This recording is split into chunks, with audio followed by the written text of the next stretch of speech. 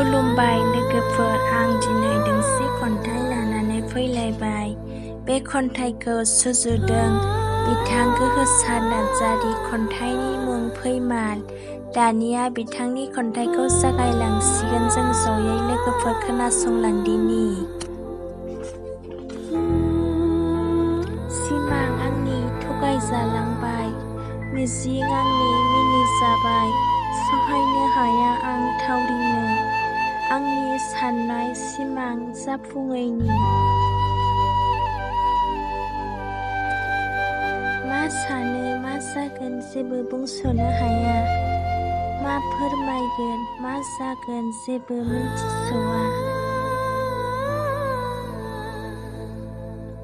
आं जाबाय दिनै गोदाव सोराव, बारहुंखा सार अन्थाइजों बुखारलांजाबाय जोंनि मोजां मोनलायनाया। गोरोन्थिया मामोन आंनि?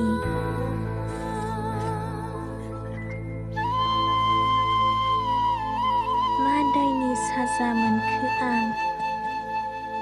दाबुं नों आंखौ दायनिगिरि, दासान नों आंखौ फोथाय खेबस'।